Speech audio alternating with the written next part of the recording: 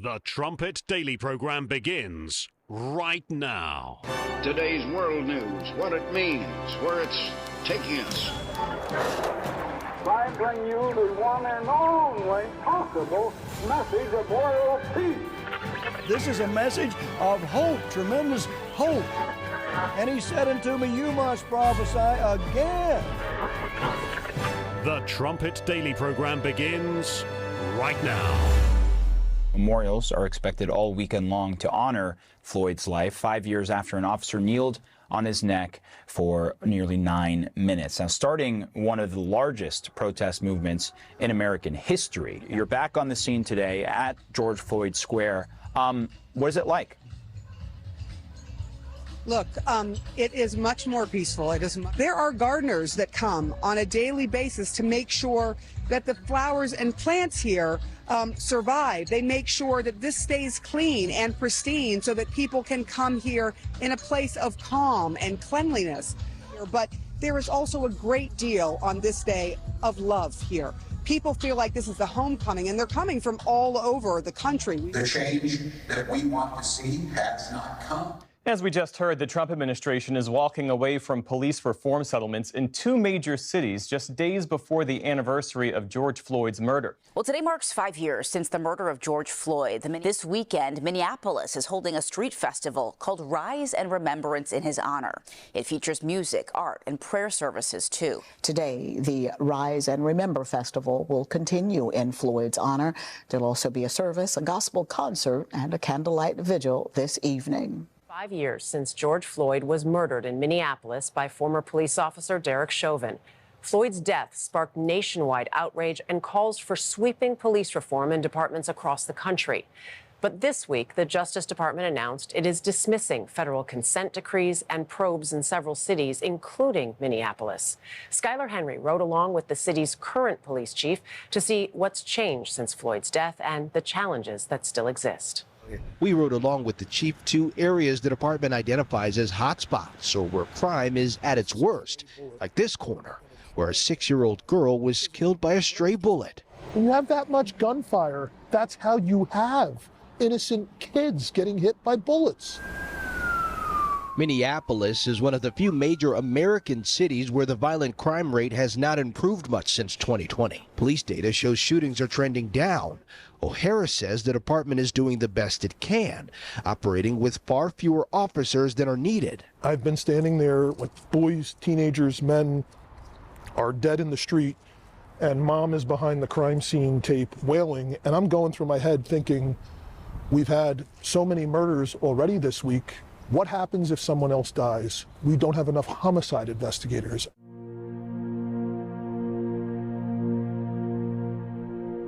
Some time back, I received in the name of our country the bodies of 4 Marines who had died while on active duty. I said then that there is a special sadness that accompanies the death of a serviceman, for we're never quite good enough to them. Not really. We can't be, because what they gave us is beyond our powers to repay. And so when a serviceman dies, it's a tear in the fabric, a break in the whole, and all we can do is remember. It is, in a way, an odd thing to honor those who died in defense of our country, in defense of us, in wars far away. The imagination plays a trick. We see these soldiers in our mind as old and wise. We see them as something like the founding fathers, grave and gray-haired. But most of them were boys when they died, and they gave up 2 lives, the one they were living and the one they would have lived. When they died, they gave up their chance to be husbands and fathers and grandfathers. They gave up their chance to be revered old men. They gave up everything for our country, for us. We owe them a debt we can never repay. All we can do is remember them and what they did and why they had to be brave for us. What a contrast. The dead that we respect and honor the most says a lot about who we are as a people. Here we are on Memorial Day weekend, of all weekends. And how much do you think the regime media, how much attention are they giving to St. Floyd? It's as if they worship the drug addict. He held his girlfriend hostage at gunpoint. And all of these tributes to the career criminal. And here on Memorial Day weekend, we're supposed to remember our honored dead, those that made the ultimate sacrifice for their country.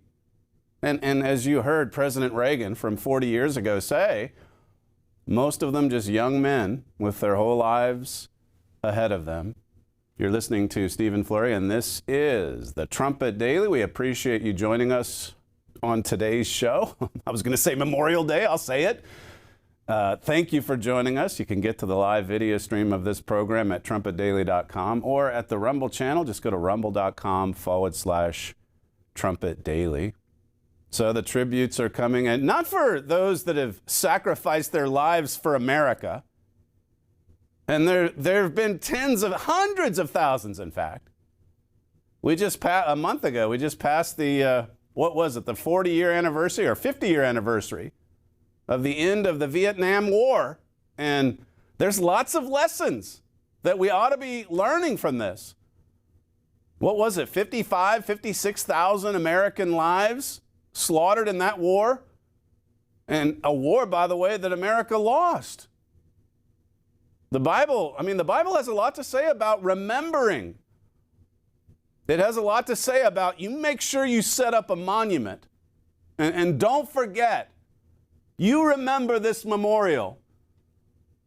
There are so many lessons to be learned if we would just remember our history. But we're forgetting so much of it. But you see there what the regime media will not forget. I mean, even 9/11. I haven't looked at the numbers of minutes of coverage. What about 5 years on from 9/11? How much did CBS and all of these regime media outlets give coverage to this attack on America 5 years on? You know, go back to 2006.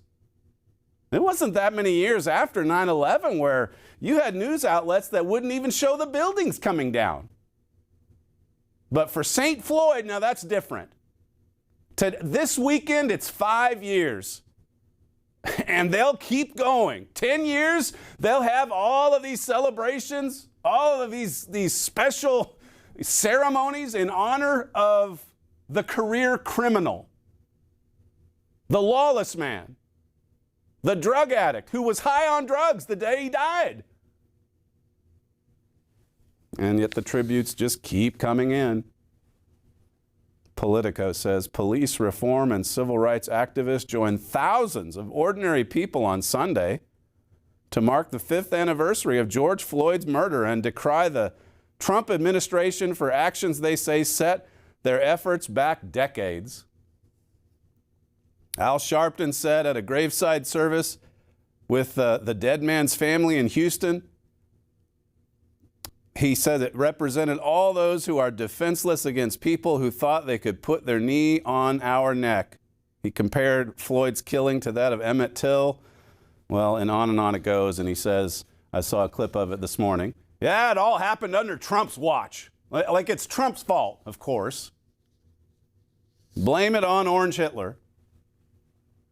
MSNBC, 5 years ago, the world watched a video of a man whose neck was pressed under the knee of a Minneapolis police officer, begging for his life. I can't breathe, George Floyd said over and over. George Floyd was a father, a friend, a human, and his life mattered. Well, they leave a few details out, but we'll leave that aside. He was a father.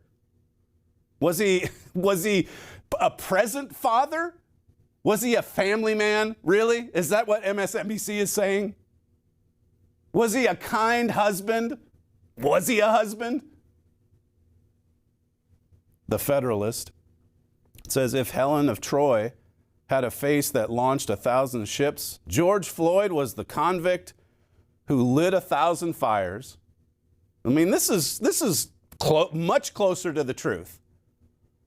I'll get to the numbers in just a second. The violence, the murder that skyrocketed after this man was made a saint. Is that good? Is that a good thing? He dies and then there's all kinds of other murders because of it? Well, I guess that's what the regime media is telling us. This is the great, on Memorial Day weekend, forget about the honored dead. Let's think about this man.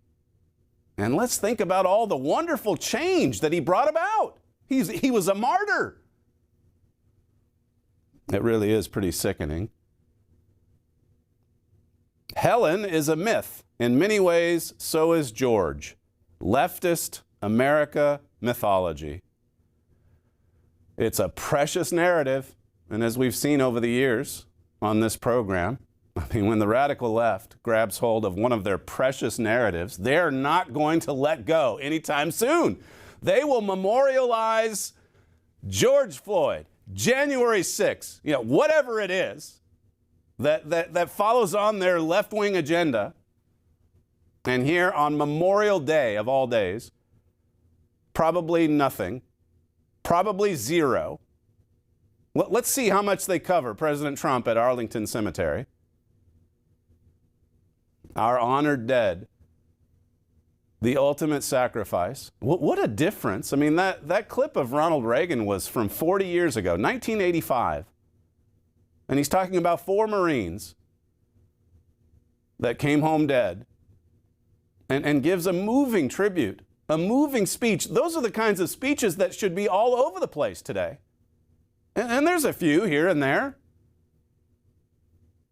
but not nearly enough. How much of our history, how much of the sacrifices have we forgotten?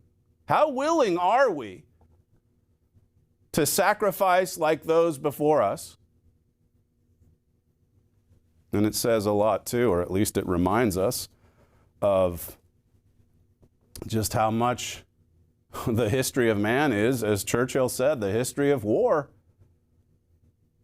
We better give some thought to this, because Jesus said in the last days there would be wars and rumors of wars. There's going to be a lot of war dead. That's just the truth. That's what the Bible prophesies. What we honor, what we memorialize, it says a lot about who and what we are as a people. From Front Page Magazine, I mean, this is stunning to me. It's been 5 years since the overdose death of George Floyd, which came during a violent struggle with police by a career criminal, was exploited to suppress law enforcement and unleash nationwide race riots. Don't forget that angle of this story. The radical left, the regime, they used this as a pretext to suppress law enforcement. And it happened instantly. Instantly, not just in Minneapolis, all over the place. As police officers were told to stand down. You just got to let the violence play out. And it did. And so did the looting. And so did the maiming, the robbing, all of that. It says here, was exploited to suppress a law enforcement and unleash nationwide race riots and a crime wave that, among other devastating effects, killed over 3,000 people. Yeah, let's talk about the crime wave. Let's talk about the innocents that died in that wave after they crowned Floyd a saint. It says 3,595 black people were murdered in 2019, but in 2020, 5,839 black people were murdered. That's more than 2,000 black people murdered, just compared to the year before. 2,300 more blacks were murdered following the Summer of Love. In the George Floyd year. That's an additional 2,244 black people killed. 56% of the murder victims of 2020 were black. And yet they want to go after Donald Trump, who's white. They want to go after the white community, white law enforcement officers. 3,060 white and Latino people were killed in 2019, which rose to 4,167 in 2020. That's a 36% increase. So a 56% increase in murders targeting black people and a 36% increase on whites and Latinos. Just year over year, 2019 to 2020. The 36% increase is devastating, but the number of black people murdered in 2020 shot up 62%. Front Page Magazine says here, 3,000 deaths is a whole lot more impressive than a golden coffin and members of Congress kneeling, but Floyd was just an instrument. The radical left now champions Hamas. There you go. It says next Tuesday it will be some other means of mobilizing rage to generate violence and its ultimate goal of a political revolution.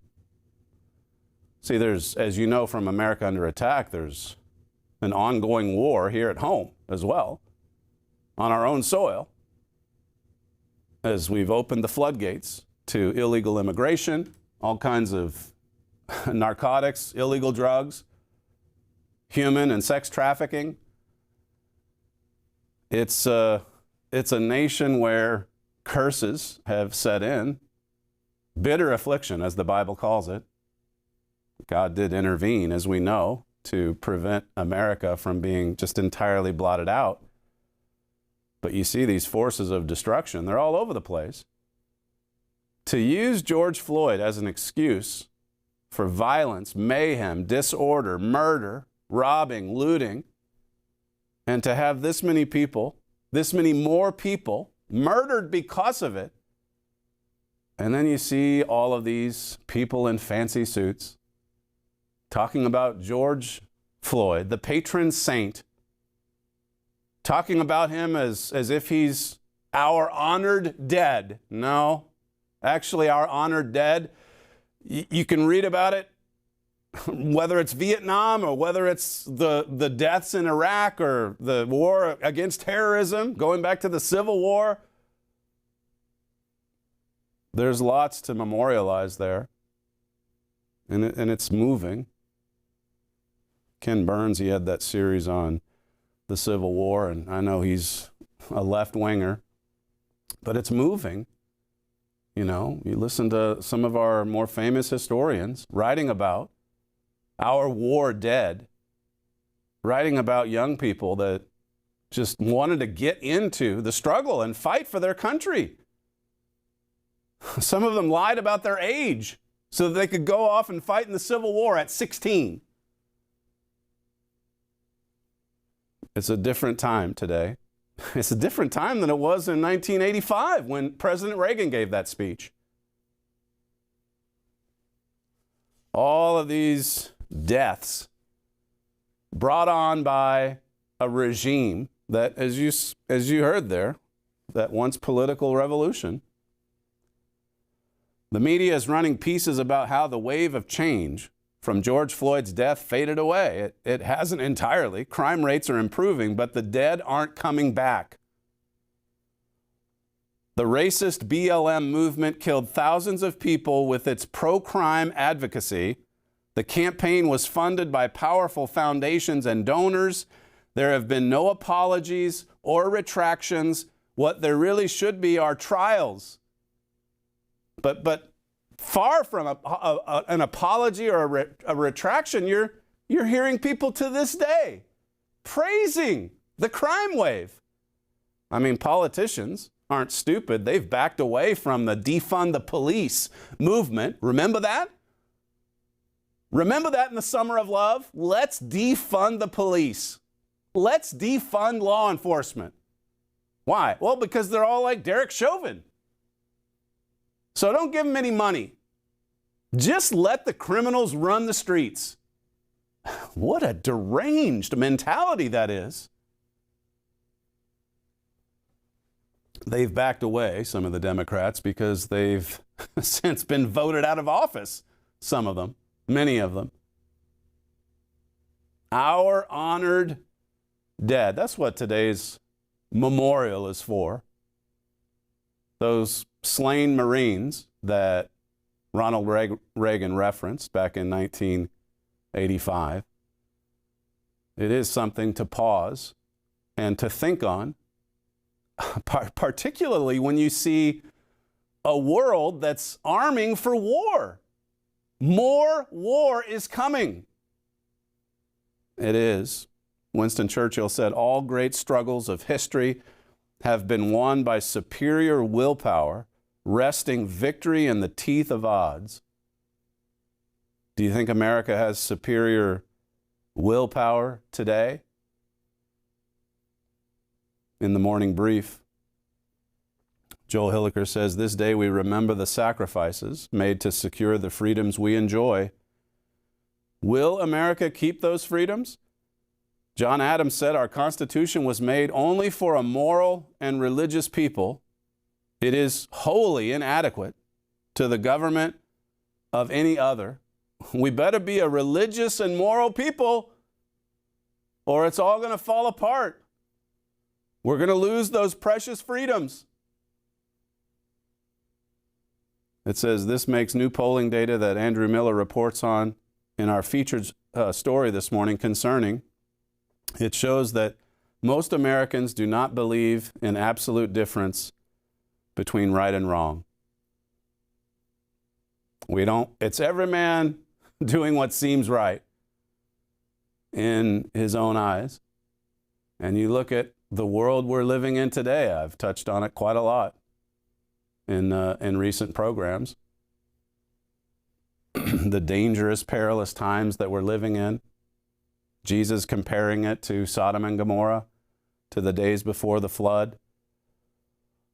The story of the human race is war, Winston Churchill said. That's been our story.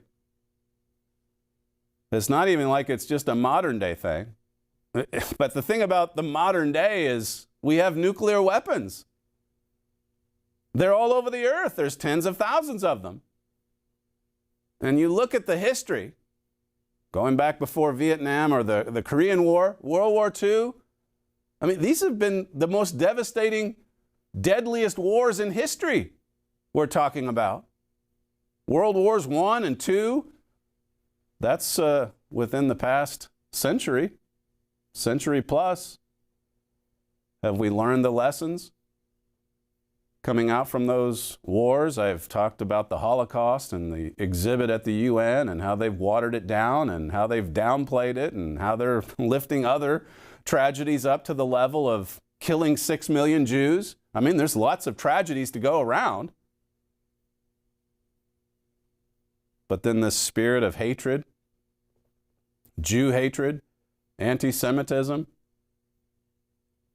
that's the world we're living in. Churchill said, except for brief and precarious interludes, there has never been peace in the world. Well, that's not a very popular message. I think there was at the White House website today, there was a prayer for peace. And of course, we hear a lot about peace. Hegseth, he's at the Pentagon. Play the Hegseth soundbite where he is talking about how only Donald Trump is going to be able to make peace between Ukraine and Russia. Now, as we see with Vladimir Putin and Zelensky, there's only one man on the planet, and this is true, this is not hyperbole, one man on the planet who could bring them to the table and forge a lasting peace. And he's doing that right now. We're in the process of doing that. That is unique to Donald Trump because he's strategically unpredictable, he's strong, he's clear, and he's respected on the world stage.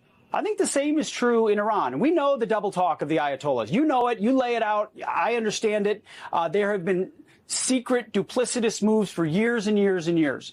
But we are at a moment under this administration where President Trump is giving them an offer. He is saying, now is your chance. to come to the table and completely give up and dismantle your program, let's talk. I'd prefer to talk rather than do anything else. And you can't just fault his optimism. And he's in Trump's government, so you're going to expect someone to be very supportive of the president. But even the president himself over the weekend, he came out, and you saw this in the morning brief as well. I mean, he finally criticized Vladimir Putin. Instead of calling him a nice gentleman, he finally said, I don't know what's going on with Vladimir Putin. Which clip is that one? If you guys can find it, go ahead and play it. Oh, yeah, I'll give you an update. I'm not happy with what Putin's doing. He's killing a lot of people, and I don't know what the hell happened to Putin. I've known him a long time, always gotten along with him, but he's sending rockets into cities and killing people, and I don't like it at all, okay? We're in the middle of talking, and he's shooting rockets into Kiev and other cities. I don't like it at all. President, what do you want to do about that? I'm surprised. I'm very surprised. We'll see what we're going to do. What am I going to tell you? You're the fake news, aren't you? You're totally fake. All right, any other questions? I don't like what Putin is doing, not even a little bit. He's killing people. And something happened to this guy, and I don't like it. More of that, please. I'm not sure something happened to him. He's always been this way. And the Kremlin, for its part, they responded to this. So finally, some realism coming from the Trump administration. Maybe not as much from Hegseth. But, we're having talks and the bombs are flying. We're having talks. Remember, these are people that think anything can be solved through negotiation. Anything. We're having talks, and Putin is firing missiles into Ukraine. I mentioned, again, these verses that say how much worse and worse and worse it's all going to get in these last days. And a lot of that is because of just how powerful the weapons are in our modern era. But then at the same time, I mean, look at the spirit behind the summer of love. All of these people being killed, murdered, robbed, looted. And none of that comes up in all these tributes. The people that suffered and are still suffering to this day because of St. Floyd. Winston Churchill said, war, which used to be cruel and magnificent, has now become cruel and squalid. In other words, we're not getting any better. We're getting worse. And we're becoming more cruel. Do we have the willpower, the moral fortitude to stand strong against evil, pure evil? Well, judging by that study, most Americans don't even know if there's an absolute difference between right and wrong. I mean, who's to say Hamas is right or wrong? Or the Jews, or Qatar, or the mullahs, or Putin. I mean, that clip you just heard there, I mean, that follows all these other wonderfully positive, encouraging statements about Vladimir Putin. How many times have we been fooled or deceived by words? Words that sound like people want peace. And then you have the appalling coverage brought to you by the regime media. Minneapolis burning from behind. And then the reporter looking around saying, I think it's mostly peaceful. Yeah, I think this is a peaceful movement. In the morning brief, Israel will strike Iran's nuclear facilities within days. That's according to the Middle East Forum. So is this a world filled with peace, or is Churchill's assessment right?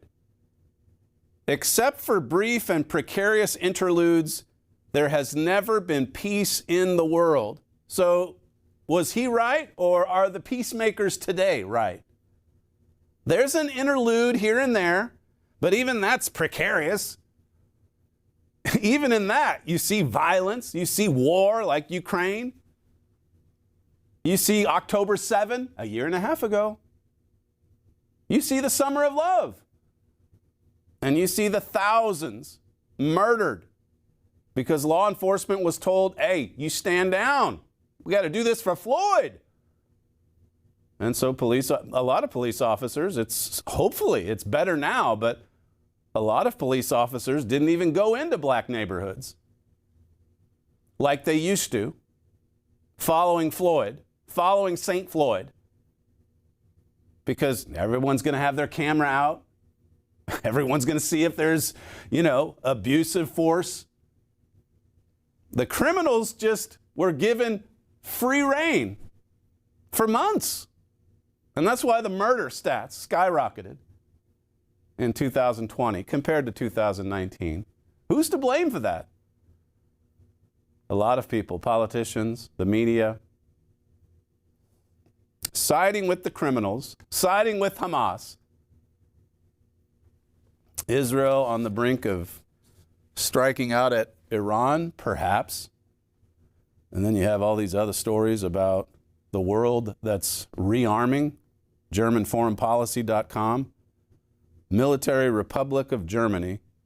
I mean, like Mr. Armstrong said way back in the day, many, many years ago, decades ago, Germany, ever since they lost World War I, they were planning to win in World War II. Ever since they lost World War II, they were planning to come back and finally win. And just because there's been a few decades, an interlude, with a kind of a precarious peace, it doesn't mean that it's not happening again. History's going to repeat itself. That's why we do need to pay attention to the right kind of memorials and look to the right monuments. Play what President Trump said about the EU. As you know, he's been saying they've treated us in a nasty manner. They're nastier than some of America's adversaries. And, through it all, I've been telling you to make sure you see how Europe is viewing this. Clip 6. For a deal in 9 days, will you be able to do that? I'm not looking for a deal. I mean, we've set the deal. It's at 50%. But again, there is no tariff if they build their plant here. Is there anything the EU can do? I don't know. We're going to see what happens. But right now it's going on June 1st. And that's the way it is. No, they haven't treated us properly. They haven't treated our country properly. They banded together to take advantage of us. The European Union, I mean, the sole purpose was really not to hurt us, but to take advantage of us. And we're not going to be taken advantage of. They're out to take advantage of us. And the European elites, they don't like this talk. They don't like this war of rhetoric. And they're fast and furiously working to build up a military. The strongest conventional army in Europe. That's GermanForeignPolicy.com, talking about Germany. Germany's foreign minister expressed his explicit support for the project. The projected new NATO target of spending 5% instead of 2% of Germany's gross domestic product on military spending. You know, the lead up to President Trump's first term, where it was all he could do to just get people to pay 2%. Now they're hey, let's pay 5%. We got to work fast here. We got to build this up quick. It says with a massive debt-financed arms buildup, the Bundeswehr could actually outpace the French armed forces. This is happening right now. It's something to think on Memorial Day. Strengthening the Bundeswehr has absolute priority in all the German government's activities. It is number one on our agenda, German Chancellor Friedrich Merz confirmed in his government policy statement last Wednesday. It's the number one priority.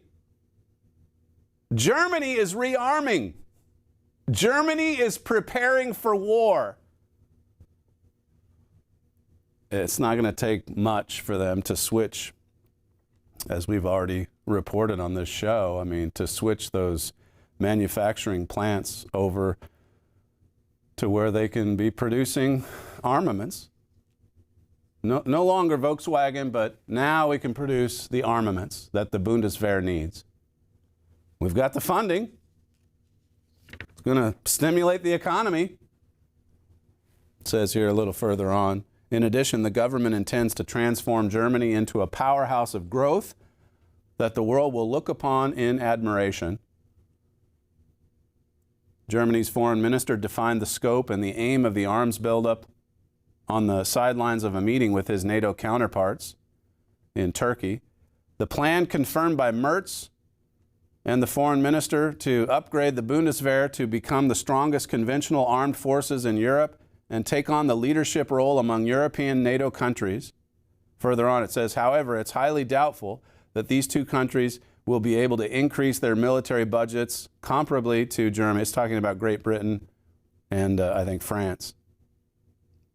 Until now, the automotive industry has by far been the largest and most powerful sector in the Federal Republic of Germany. Further down it says it proposes that the process of automotive plants being taken over by defense plants, a process that has long since been in progress, be accelerated. The manufacturing plants are already there. They just need to realign their focus with the new Germany, the dominant Germany, the Germany that's not just dominating the continent economically, but that's about to dominate the continent militarily. There's a lot of war dead that remind us of who our historical allies and enemies have been. Lots of lessons to learn. It says here, moreover, Germany's facing a massive militarization of society. The spirit of collective martyrdom is the cardinal resource of every military defense and must therefore be promoted. We're all in it. We're all on board. I gave that quote a few weeks ago. The 18-year-old girl who said, yeah, I mean, I was a peacenik. Now I want to see our military. I mean, the attitude, the mindset is changing and fast in Germany. The budget is being increased for military spending. The manufacturing plants are there. The spirit of war is in the air.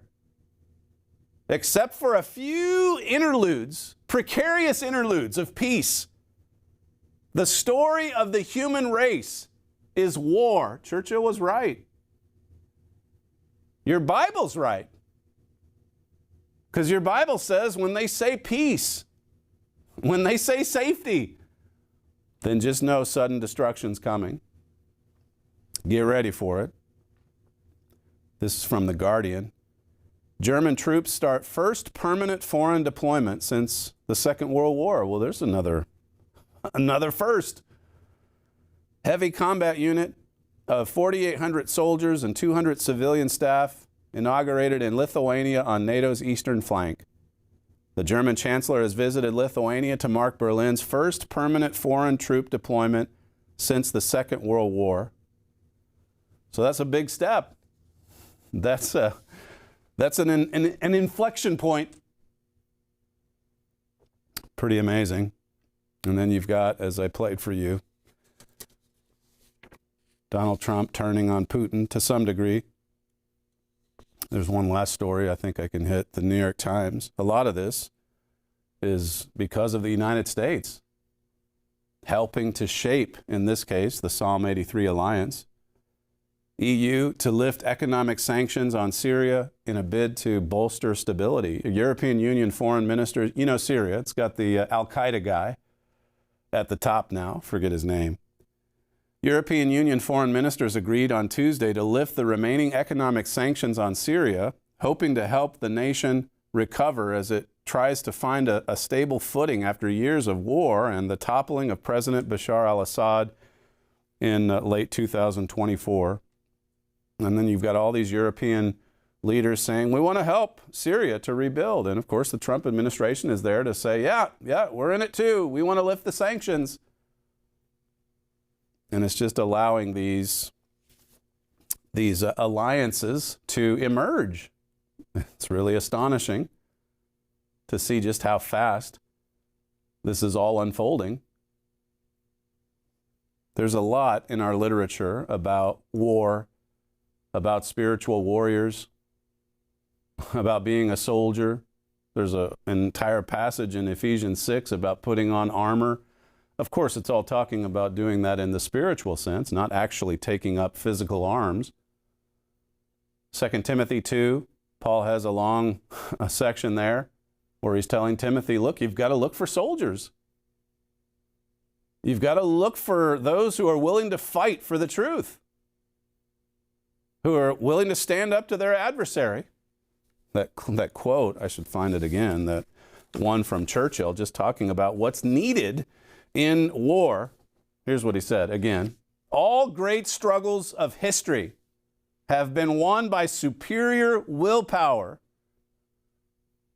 Spiritually speaking, I mean, we need the power of God to fight for God, to finish the race that we're in. I was thinking, just in following the Memorial Day theme, I was thinking about this verse this morning when preparing the show, Hebrews 11 and verse 13, where it talks about, well, the whole chapter talks about spiritual warriors. And a lot of them had to really suffer through violence and pain to faithfully obey God. Hebrews 11 and verse 13 says, these all died in faith, not having received the promises, but having seen them afar off, and were persuaded of them, and embraced them, and confessed that they were strangers and pilgrims on the earth. All of these faithful warriors, they died in faith. They died with their eyes on the prize, looking forward, seeking the kingdom, seeking righteousness. I mean, the colossal tragedy of our age, our time, in the spiritual sense, has been tens of thousands of Laodicean Christians, lukewarm Christians, that didn't stay the course. They stopped fighting. They stopped looking to the power of God. They stopped following in the steps of Christ. They fell away from the truth. I mean, this great rebellion, this great falling away, it's talked about in so many passages of Scripture in the New Testament. And so many of us live through it. It is a fight. It is a struggle. I mean, even in the spiritual sense, even if you're not being, violently persecuted, you still have to deny the self and crucify the old man every day. That's what the Christian battle is all about. This is from Herbert Armstrong. He wrote this many years ago. He said about so many of these heroes mentioned in Hebrews 11 and elsewhere. He said Peter, Stephen, Philip, Paul, common, humble, ordinary men themselves, all had that power, the same identical power Jesus had, because they lived and they walked close to God and were filled with the Holy Spirit.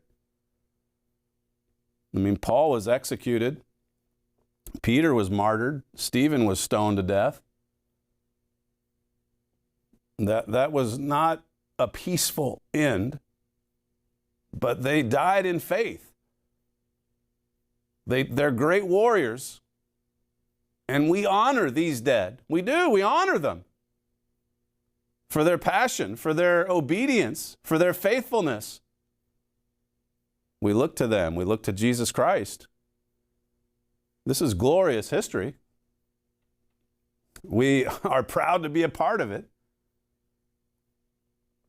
Mr. Armstrong said, we seem to lack that power today, not because God denies us that power, but because we're so close to a modern materialistic world. Our minds are so filled with the material interests of this life. Our minds and our hearts are so far from God, so far from God. I mean, as I said, look at the contrast of the cold open to see just how far removed we are from just a love of God, a love for country. Instead, you have all of these tributes for a career criminal. That's what it amounts to. When there's so many lessons that we need to be learning, that we need to be reminded of, that we need to stay grounded in. In 2 Thessalonians 2, in verse 15, it says, "Therefore, brethren, stand fast and hold the traditions which you have been taught, whether by word or our epistle." Hold fast. Stand firm, it says in the Revised Standard Version. Stay grounded in your history. We've written in our literature about the law of history. I've given you some quotes today from Churchill about the history of war and what it takes to come out victorious. The Bible lays out the battle plan. Our booklet, the Overcomer booklet, How to Be an Overcomer. If you haven't read through that or you don't have a copy of it, make sure you call our operators today. There's no cost, no obligation. The 800 number, you can see it there, 1-866-930-3024. And you see the image there on the front cover, the image of this warrior with a sword. That just brings to mind Ephesians 6 straight away. God says, put on the whole armor of God. You need all of it. And we also need these traditions, this history, our memorials, to just be reminded of what it takes. What about all those individuals in Hebrews 11 that died in faith? Don't forget that. In the Ezekiel booklet, my father writes, Satan is very hostile to history, and he works extremely hard to destroy it. He wants Israel to forget its history. He wants the church to forget its history.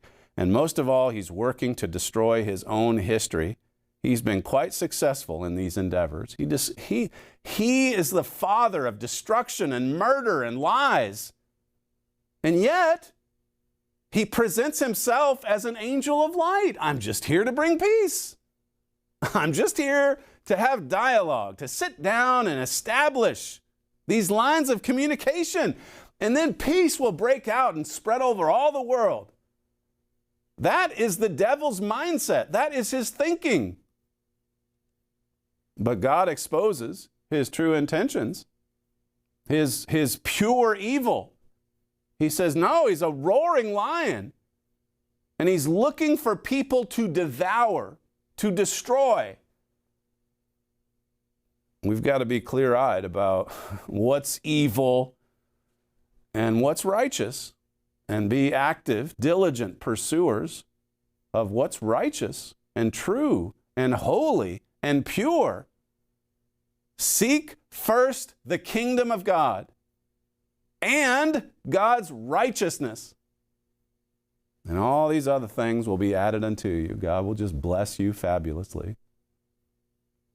We're going to take a quick break, and when we come back, we'll conclude today's show with Friday's segment of WorldWatch. You regular watchers probably thought, what happened? Well, we forgot about it. It was ready. It was prepared. But as it happens on this show from time to time, we get into it. We're busy preparing the notes and so on, the clips, and we forget about the WorldWatch segment. So we'll roll that over onto this Memorial Day special. You're listening to Stephen Flurry, and this is the Trumpet Daily. We'll be right back. Daily news, Bible prophecy. See the connection on the Trumpet Daily. Are you feeling overwhelmed by the flood of news and information? You need something to sift the news and bring you only what matters most. You need the Trumpet Daily. You also need something to help you understand not just what's happening now, but what will happen next. You need the Trumpet Daily. Only the Trumpet Daily accurately matches daily news to precise Bible prophecies. Because Bible prophecy is the only tool up to the task of sifting the news down to what's important and showing you what will happen next. Join host Stephen Flurry every weekday. Go to trumpetdaily.com.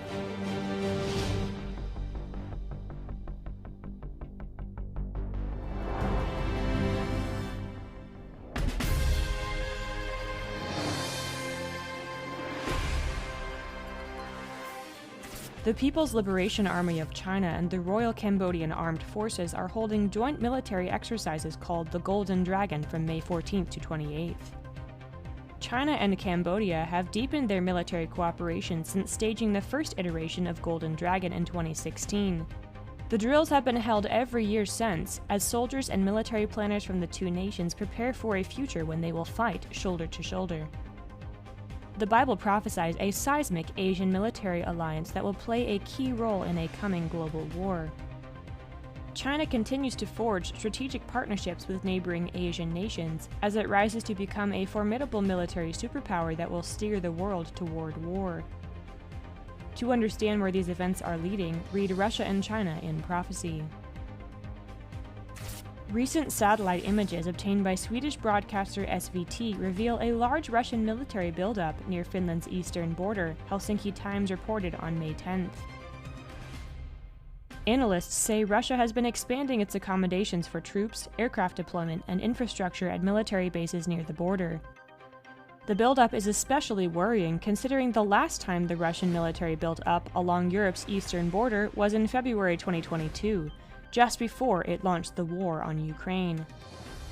Finland joined NATO in 2023, which extended the alliance's border with Russia by over 800 miles. Russia said there would be military technical response measures.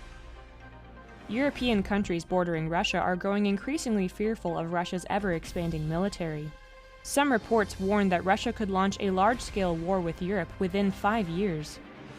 Bible prophecy reveals that Russia will not be the first power Europe will war with directly, but Russian aggression will be a major driver behind the prophesied militarization and unification of Europe. To learn more, read Russia's War on Ukraine is Reshaping Europe. More than 500 business leaders and government officials from China and the European Union met in Beijing on May 14th to work toward expanding trade between the two economic powerhouses. The conference came amid commemorations of the 50th anniversary of China-EU diplomatic relations. The conference also comes after months of concerted efforts by the EU and China to improve their economic and political relations.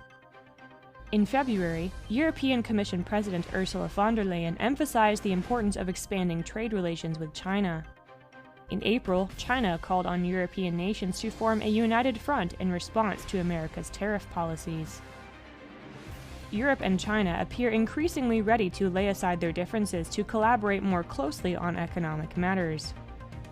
Biblical prophecy shows that this emerging partnership will soon grow into a massive global trading alliance with the purpose of sidelining America.